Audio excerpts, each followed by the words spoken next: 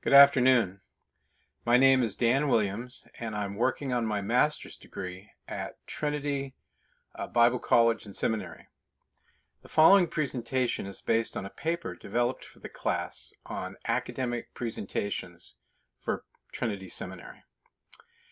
It's based on a class on discipleship and accountability, which I took, in which it was assumed that encouraging people to believe in Jesus as their Savior and then instructing them in becoming His disciples was to be carried on, not just by the initial 11 followers of Jesus, but is the ongoing responsibility of the church until His return.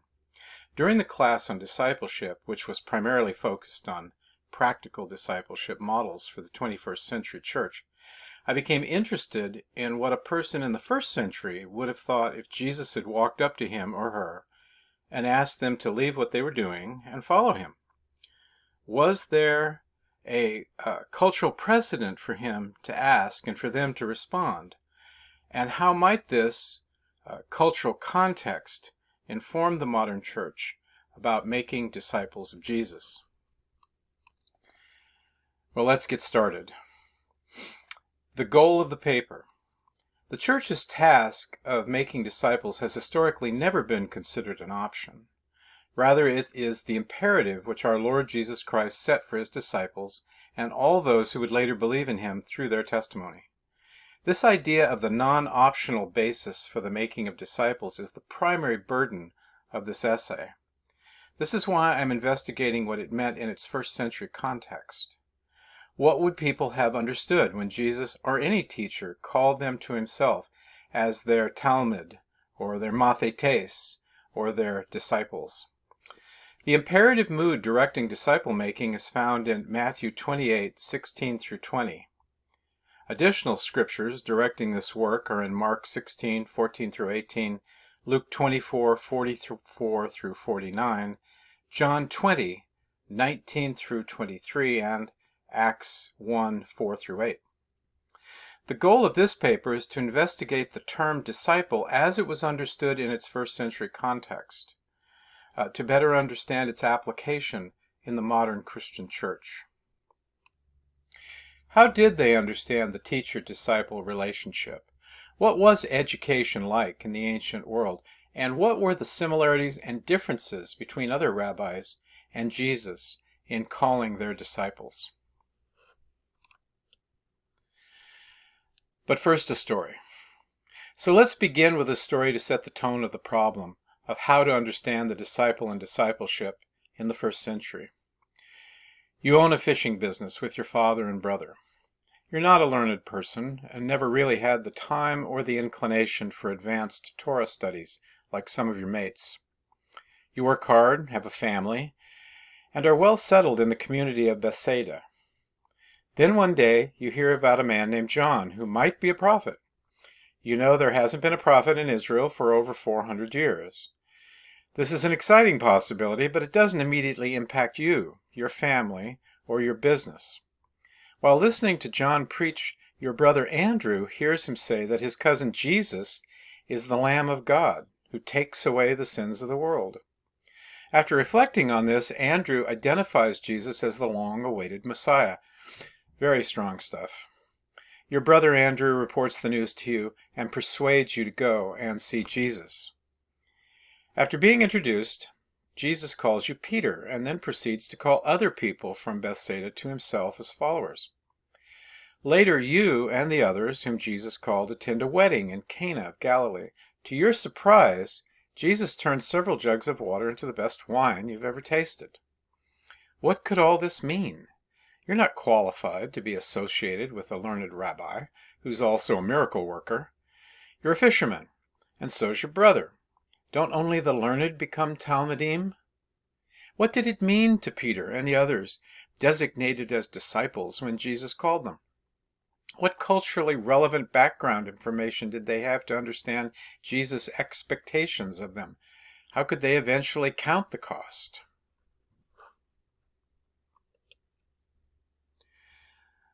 Well, what's our approach?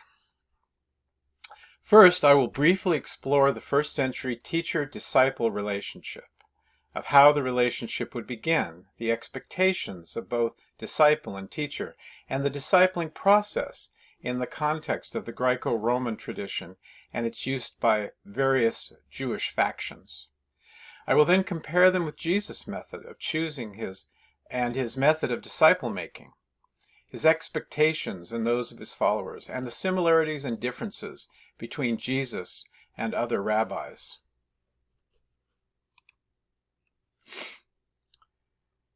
Disciples and discipleship. To begin, the English word disciple is taken from the Latin discipulus, which means a pupil, a student, or a follower of a teacher. This is the word which was used by Jerome in his Latin translation of the Bible, the Vulgate. This is a good translation of the Greek word mathetes, which is used in the New Testament 269 times. In the first century, learned teachers, or rabbis, would often call the brightest young men to themselves to become their learners, or followers, their talmidim. The word Talmud is the Hebrew word which is translated in the Greek New Testament by the word mathetes, and in the Latin Vulgate by the word discipulus, and then eventually in the English transliteration, disciple. How are we to understand these different words as they were used in their respective cultural contexts? Understanding and applying the meaning of the concept in our modern church settings is problematic. In his book, Following the Master, A Biblical Theology of Discipleship, Michael Wilkins asks this same question. What did the discipleship sayings of Jesus mean to those who first heard it while Jesus was with them? What was Jesus' intention in his first century settings? He goes on to say, after understanding that we can begin to properly engage in the making of disciples, which is enjoined in Matthew 28:18 through 20 and other scriptures, then S.I. Hayakawa writes that generally, and I quote, the words supporter and follower are perhaps the nearest synonyms to disciple.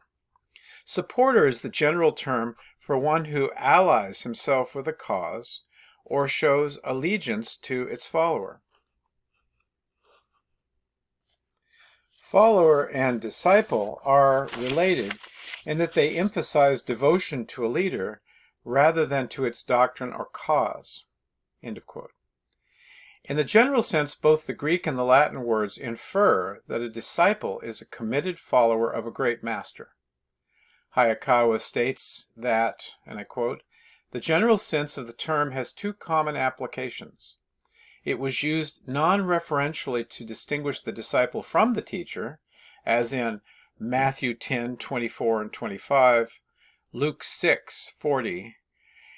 And then two, it was also used to designate the followers of a great leader or movement. Thus we find disciples of Moses in John 9:28, disciples of the Pharisees in Matthew 22:16, or Mark 2:18, or Luke 5:33.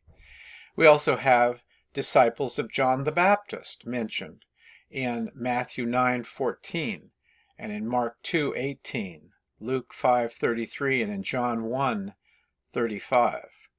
And then we also have, of course, disciples of Jesus.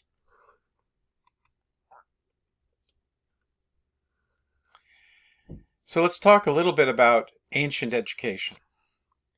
To better understand Jesus, his calling and training and sending of his disciples, an investigation of the three educational perspectives which were prevalent in Palestine in the first century were investigated: the Roman, the Greek, and the Hebrew. And you can see on the screen I have the Roman Latin discipulus, the Greek mathetes, and the Hebrew Talmud.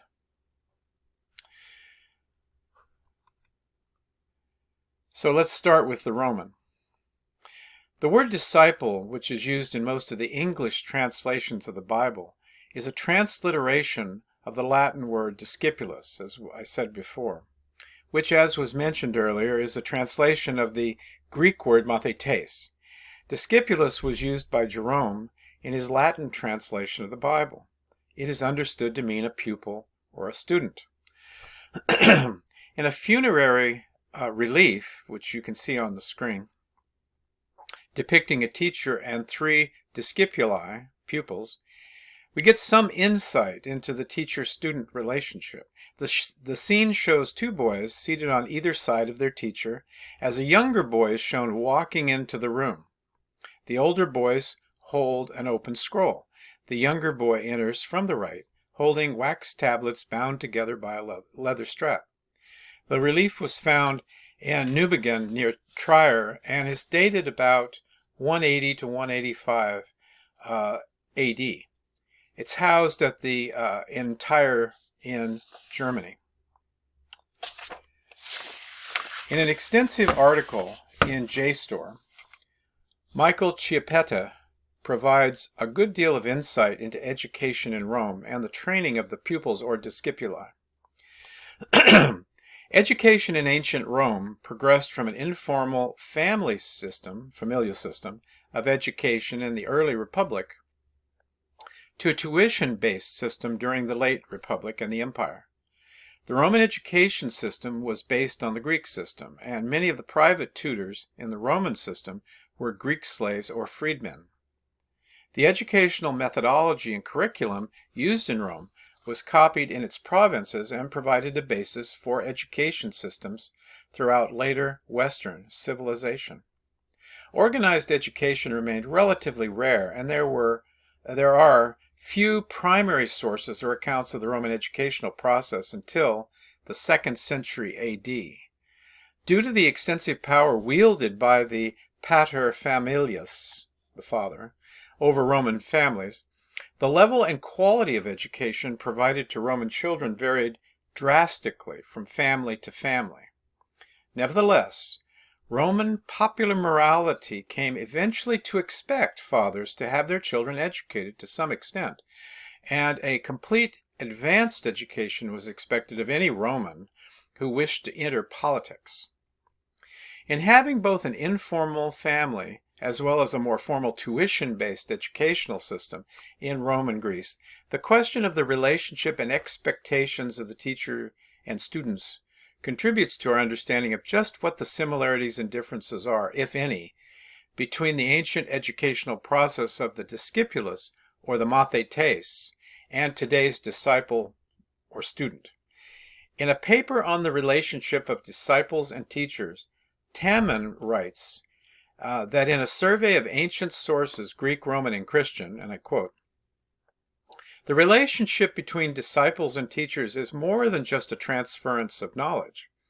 While some aspects of the relationship differ between various works, disciples are consistently presented not as passive listeners, but as active participants in the lives of their teachers, and in many cases as important agents in the transmission of their legacies." The concept of being an active participant, or being active participants, in the lives of their teachers and agents in the transmission of their teachings seems to align with the Jewish understanding. That is, the Jewish understanding of a rabbi and his talmidim. It supports Jesus in his instruction to his disciples to carry on his teachings and to make disciples themselves. The words used for disciple and teacher in both Greek and Latin carry the cultural weight of learning and transmitting the knowledge and potentially the wisdom of the teacher. The question could be raised as to how much the Roman and Greek concepts of education and the specific teacher-student relationship was carried into first century Palestine during the Roman occupation. That Greek was used during this time as a trade language with the West is well supported by the evidence and would promote the idea that the rabbis were familiar, at least familiar, with Roman and Greek understanding of the teacher-disciple relationship. So let's move to education in ancient Greece, the teacher and the student. As noted earlier, The Greek word mathetes is translated by the Latin discipulus in the New Testament, and is generally understood to mean a student or pupil. It could also be used to designate an apprentice. The student could be a student of any discipline requiring some form of instruction. The English word discipline is derived from disciple, and originally meant to study. It has come to mean treatment that corrects or punishes, and is from the notion of order necessary for instruction. A fisherman, weaver, blacksmith, shoemaker, or any other trade requiring some skill to accomplish the goal was deemed to require the teacher-student relationship. Using the word mathetes indicated the necessary relationship of a learned teacher upon which the student was dependent. But what was a student as the Greeks understood him or her? What were the expectations of the teacher, the parents, the society, the students themselves? We're fortunate in having a good deal of information on what the Greeks thought and how they approached education from the 5th century BC onwards. Herodotus, in his histories, used mathetes to describe how Anaxagoras the Scythian was a student of Greek thought and had attempted to adopt Greek wisdom. The passage from Herodotus is cited by Ringstorff as the earliest use of the word in Greek literature. He believes it sets the tone for its general usage, denoting a person who studies under a teacher, a didaskalos.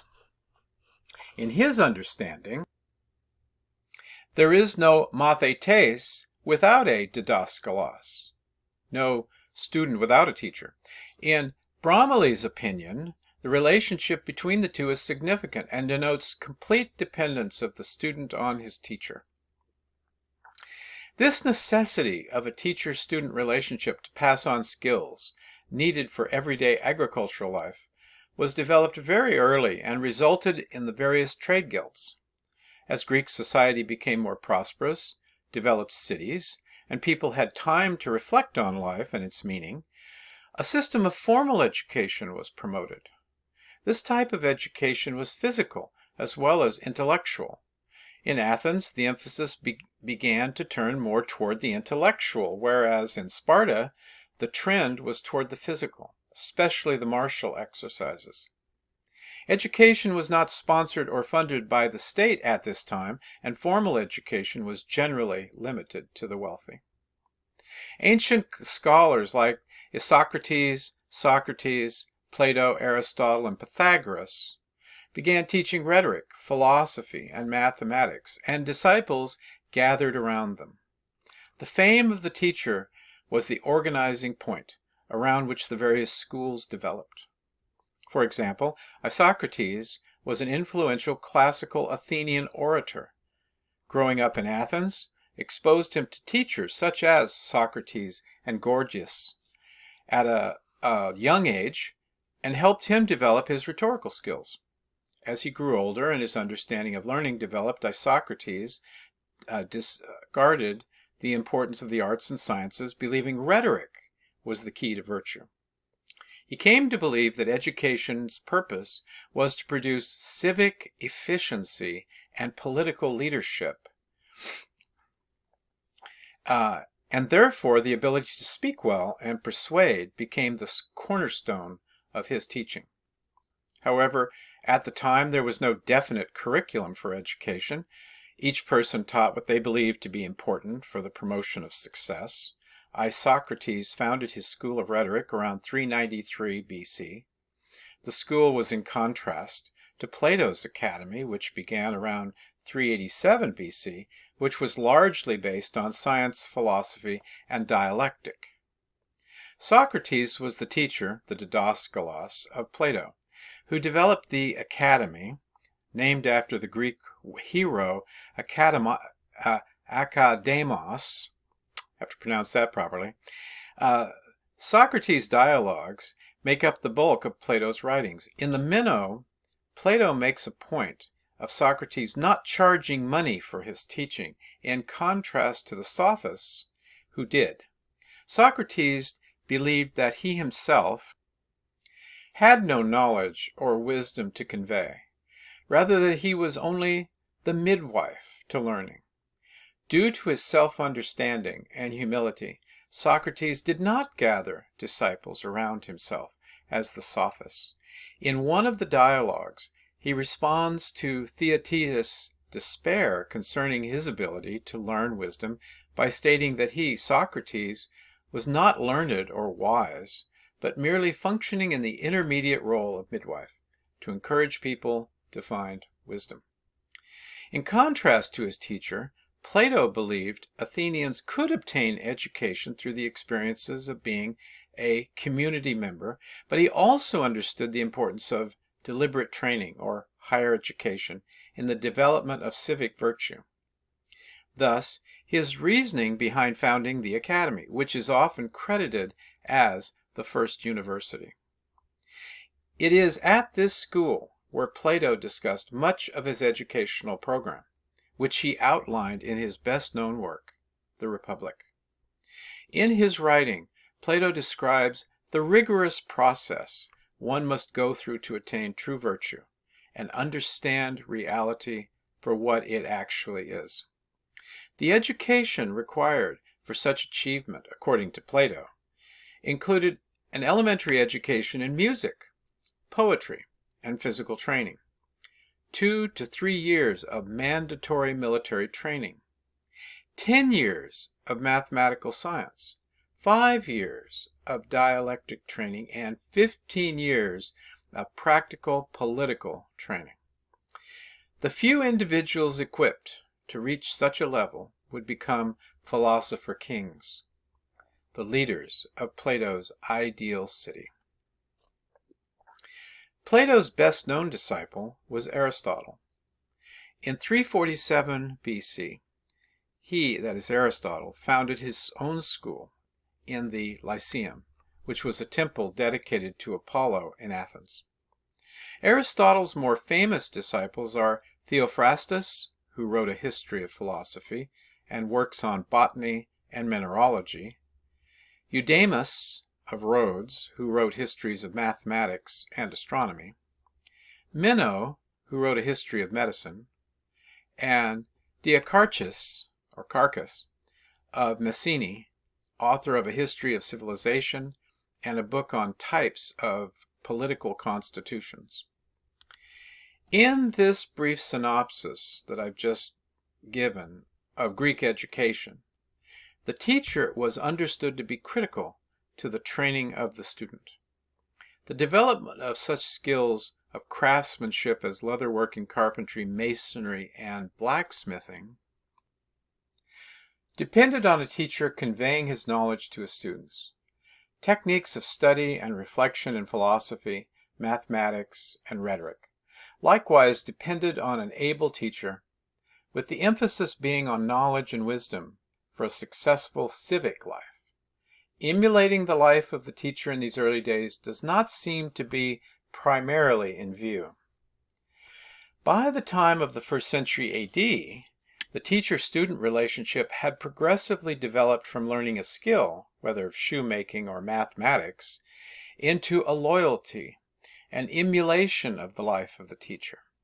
Imitation of the conduct of a teacher became a significant feature of the disciple of a great master, either secular or religious, during the later Hellenistic period. Linus, admired for his skill in poetry and singing, had several disciples who were always characterized by the traits of their master. In this evolution reflected in the development of the rabbinic view below, or is this evolution reflected in the development of the rabbinic view below? Did the Hellenistic understanding of not only learning the skills and knowledge of the teacher, but also of emulating his life in some way, influence the Jewish understanding of education?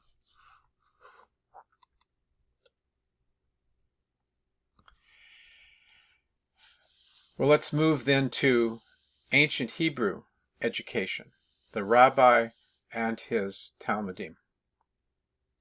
Talmud is not Talmud, but Talmid, different pronunciation, is the Hebrew equivalent of the common Latin and Greek words for disciple. When attempting to understand discipleship in its first century context, there is a relative absence of disciple terminology in the Old Testament. The terms that later normally specified teacher-disciple relationships in Judaism, that is, Talmud and Limud, are virtually absent from the Old Testament. Examples of such relationships would be between Moses and Joshua, Elijah and Elisha, or Jeremiah and Baruch. Josephus alludes to these relationships using the Greek mathetes to describe them. The association between each of these pairs is identified by Josephus as that of a master and disciple. Philip Siegel believes that those occupying the roles of prophet, priest, and king served as teachers and role models for the people to emulate in their following of Torah and their relationship with God. And these actually constitute what we would call discipleship relationships. Just as mathetes, the pupil or the learner, is derived from the verb banthano, to learn, so Talmud is derived from the Hebrew verb limud, which also means to learn. The Talmud, or the taught one. Talmud is the equivalent of mathetes in later rabbinical Hebrew, although it normally designates a beginning scholar in later rabbinical use. The early Jewish people believed the most important aspect of learning was knowing God, learning His expectations of them, and doing His revealed will. Hirsch underlines how, from the Hebrew Bible, it can be easily recognized that Jews considered as one of the principal goals of life the moral and religious training of the people from childhood up. Gracian reinforces this understanding by referencing the scriptures, saying that, and I quote, "So God says about Abraham, for I have chosen him, so that he will direct his people and his household after him, to keep the way of the Lord by doing what is right and just," referring to Genesis 18:19. Additionally, festivals and ceremonies had for their object the infusion of religious and moral lessons in the children. And I reference Exodus 12:26 and 13:8 and 14, Deuteronomy 4:9, 6:20, 32:7, and verse 46. After parental instruction, or if a child grew in a royal palace, he was taught by tutors. And we see this in 2 Kings 10:1 and 5. The child passed into the hands of professional teachers in Proverbs 5:13 or in Psalm 119:99, who were also called the wise. And we have a reference to that in Proverbs 13:20. In attempting to understand what disciples or Talmud were like in first century Judaism, the concept of multiple Judaism should be kept in mind. N.T. Wright strongly suggests that we must gain as accurate an understanding as possible of the Judaisms in which Jesus and Paul grew up. We must understand their worldviews and self-understandings held by Jews at the time. Wilkins agrees. I quote Wilkins in saying, "Discipleship in Judaism reflects the remarkably complex character of Judaism as a whole at the turn of the Christian era. These disciples were individuals who were committed to a recognized leader or teacher or movement." Several of these perspectives are described in following.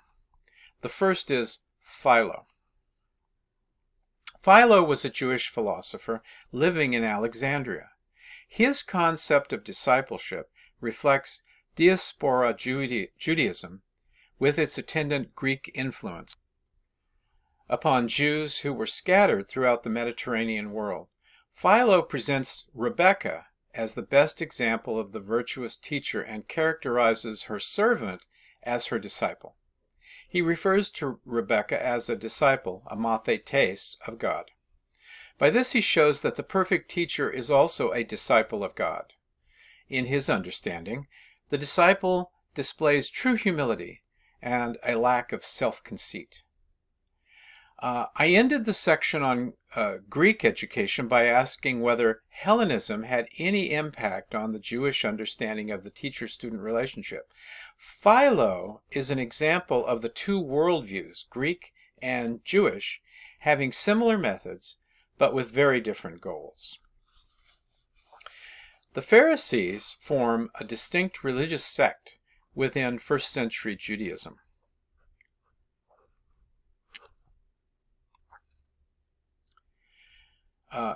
In the Gospels, they are said to have disciples.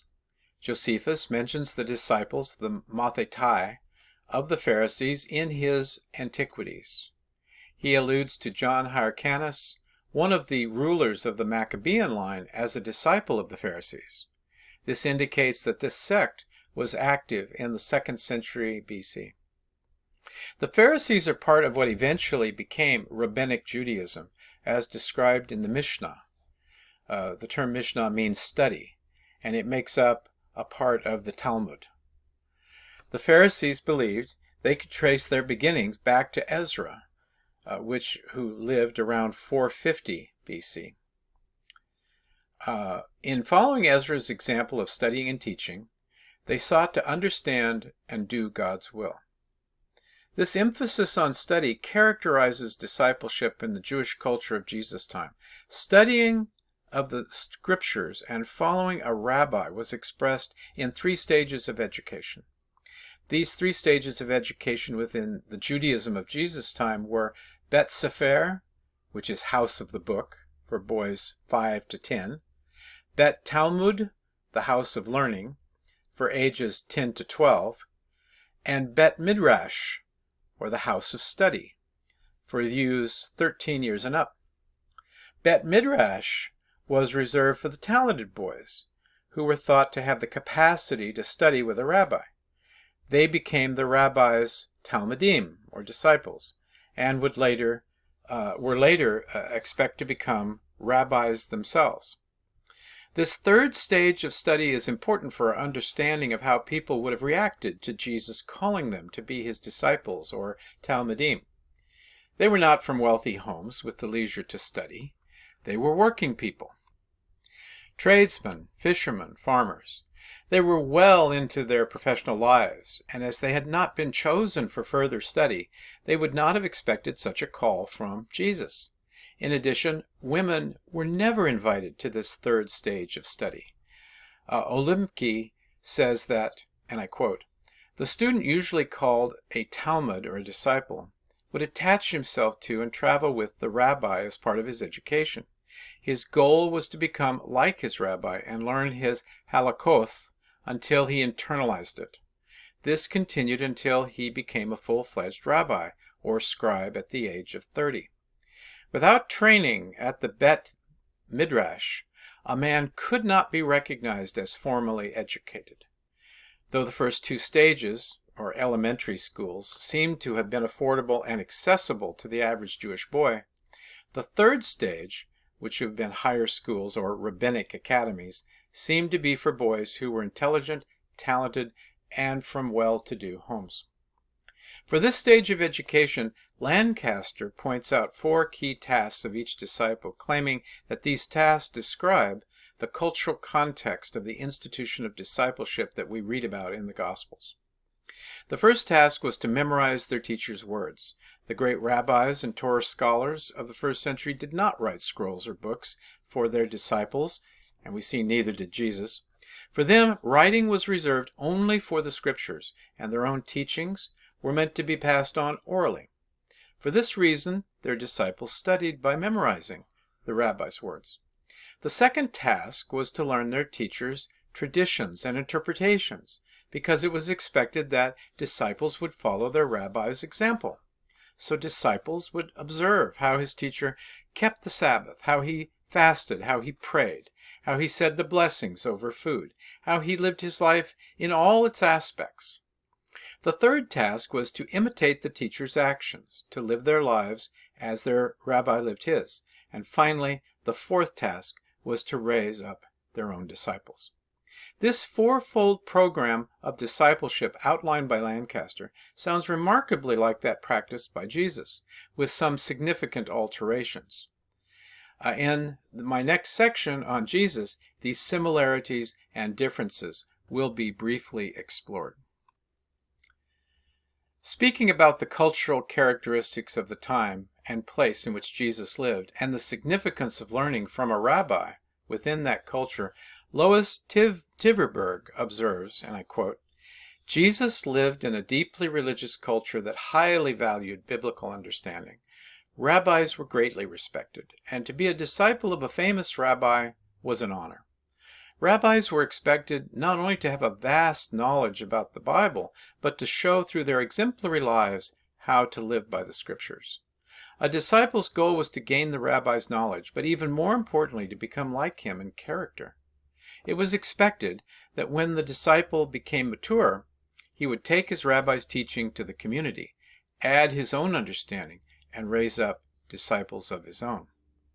Jesus is identified as a rabbi in the Gospels by different groups of people. His disciples in Mark 4:38, 9, and verse 38. Common people who listened to him, Mark 9:17. Torah teachers in Matthew 22:35. Pharisees, Sadducees, and the rich man in Matthew 19:16. In addition, Jesus refers to himself in this manner in John 13:13. What were some of the similarities of Rabbi Jesus to the rabbis of his time?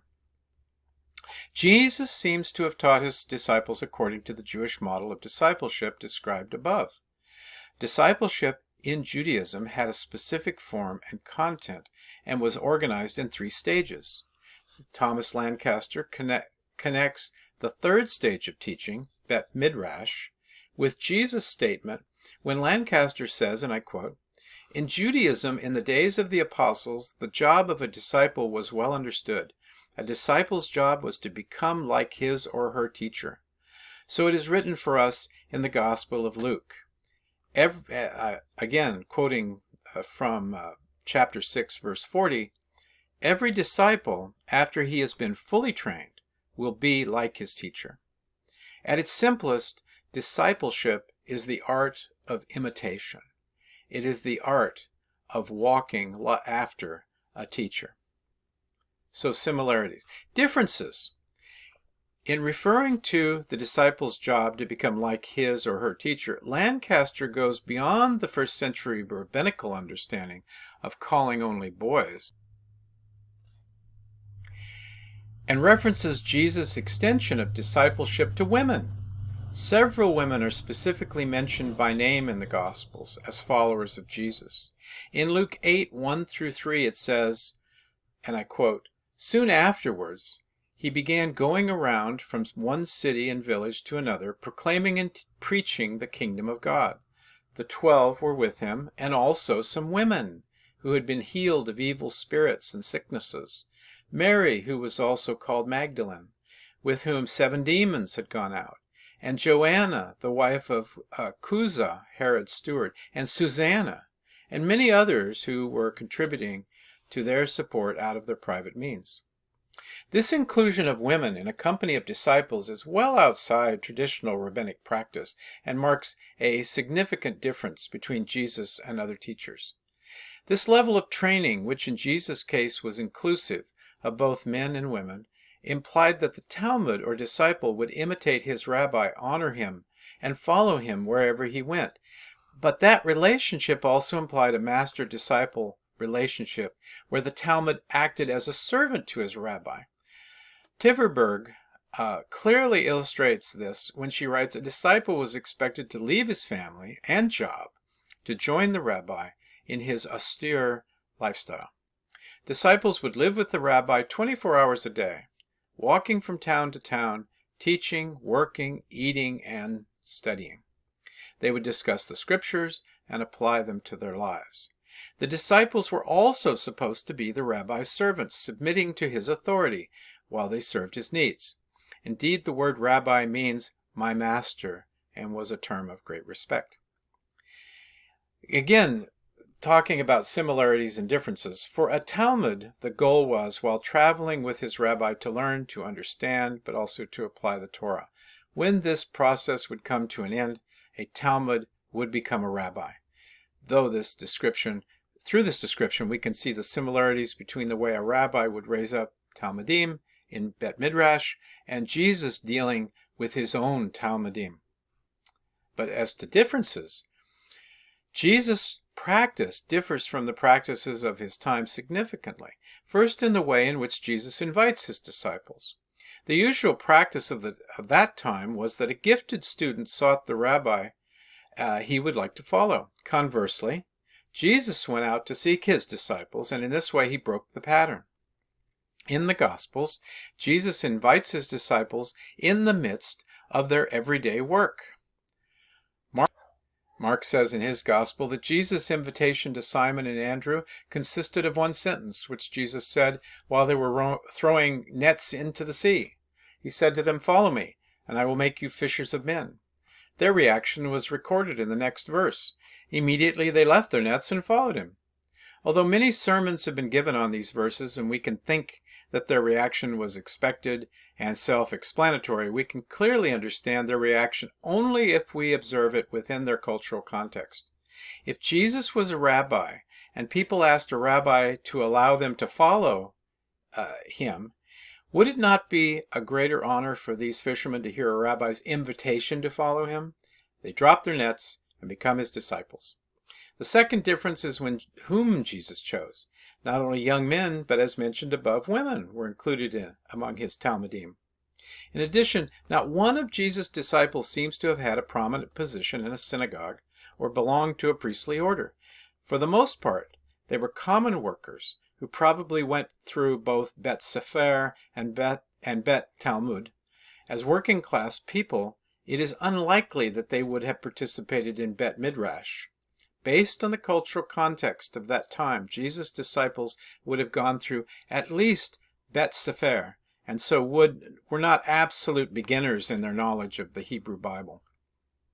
That would prepare them for a more advanced level of discipleship that Jesus would give them for his Bet Midrash. Jesus' disciples, like any other disciples of Jewish rabbis of that time, left their everyday lives in order to learn from a rabbi in a close relationship by walking with him, listening to him, and imitating him. Well, what is the application for today's church? This brief exploration of the historic first-century context of the relationship of teachers and students from both the Greco-Roman and Judaic understandings can act as an aid in how we understand the various scriptural injunctions to make disciples. The cultural context in which Jesus called his followers informed those men and women of what to expect from a learned, miracle-working rabbi. But Jesus, in stepping outside their cultural expectations, surprised them and those observing him. He broke with some of the established customs in being inclusive in his selection of people. He welcomed working-class men, social outcasts, and women to follow him and become part of his Bet Midrash. Jesus adhered to custom in his calling of these folk to live with him and learn and emulate him. He again follows custom by telling his disciples to go and make disciples by teaching them all that he has taught them. Though through understanding the way in which Jesus both adhered to and deviated from the cultural norms of his day, we can learn to do the same. Our modern systems of education are structured for the absorption of information rather than the emulation of the life of a wise teacher. In our church settings, we tend to emulate these systems by focusing on large group meetings with little personal interaction available with a wise leader or rabbi. We need to consider returning to the inclusive, familial, relational model which Jesus modeled in our attempt to continue his work of making disciples. Thank you very much.